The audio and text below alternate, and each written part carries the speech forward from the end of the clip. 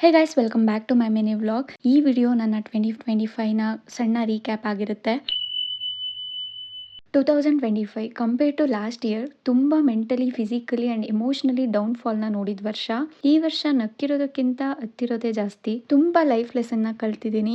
ನನ್ನ ಲೈಫಲ್ಲಿರೋ ತುಂಬ ಜನ ನನ್ನ ಡೌನ್ಫಾಲ್ನ ನೋಡಿ ಇವಳಿಂದ ಇನ್ನೇನು ನಂಗೆ ಹೆಲ್ಪ್ ಇಲ್ಲ ಅಂತ ಇನ್ನೊಬ್ರಿಗೆ ಬಕೆಟ್ ಹಿಡ್ಕೊಂಡು ಹೋಗಿದ್ದನ್ನ ನಾನು ನೋಡಿದ ವರ್ಷ.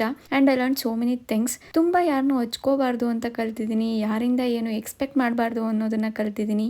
ಏನೇ ಆದರೂ ಫ್ಯಾಮಿಲಿ ಅಷ್ಟೇ ಕೊನೆವರೆಗೂ ಜೊತೆಗೆ ನಿಲ್ಲೋದು ಅನ್ನೋದನ್ನ ಅರ್ತಿದ್ದೀನಿ.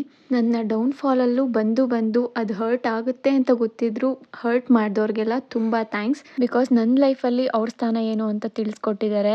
ಆಪ್ರೇಷನ್ ಆದಮೇಲೆ ಜರ್ನಿ ಈಸಿಯಾಗಿರಲಿಲ್ಲ.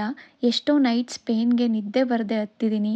ನಾನು ನಂಬೋ ದೇವ್ರನ್ನೇ ಬೈಕೊಂಡು ಕೂತ್ಕೊಂಡಿದ್ದೀನಿ. And at a same time ಈ ಥರ ಕೊರ್ಗಿ ಏನು ಯೂಸ್ ಇಲ್ಲ ಅಂತ ನನಗೆ ನಾನೇ ಸೊಲ್ಯೂಷನ್ಸ್ನ ಹುಡ್ಕೊಂಡಿದ್ದೀನಿ.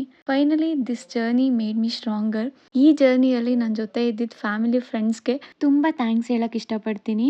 ಬರೀ ಸ್ಯಾಡ್ ಸ್ಟೋರಿನೇ ಹೇಳ್ತಾ ಇದ್ದೀನಿ ಅಂತ ಬೇಜಾರಾಗಬೇಡಿ ಗೈಸ್. ಸ್ವಲ್ಪ ಹ್ಯಾಪಿ ಮೂಮೆಂಟ್ಸು ಇದೆ 2025ಅಲ್ಲಿ. ಸೊ ಇವಾಗ ಅದನ್ನ ಶೇರ್ ಮಾಡ್ಕೊಳ್ತೀನಿ. ತುಂಬ ಹ್ಯಾಪಿ ಮೂಮೆಂಟ್ಸ್ ನನಗೆ ನೆನಪಿರೋದಂದ್ರೆ 3 ಈವೆಂಟ್ಸ್. ಒಂದು, ನಮ್ಮ ಅಜ್ಜಿ ಮನೇಲಿ ಬಂಡೆಯವ್ರು ಮಾಡಿದ್ರು. ಆ 2 ಡೇಸ್ ಎಲ್ಲರೂ ಒಟ್ಟಿಗೆ ಹೋಗಿದ್ದು, ಅದು ತುಂಬ ಖುಷಿಯಾಗಿತ್ತು. ಆ್ಯಂಡ್ ಸೆಕೆಂಡ್ ಇವೆಂಟ್ ಬಂದು ನಮ್ಮ ಪಾಪು ನಾಮಕರಣಗೆ.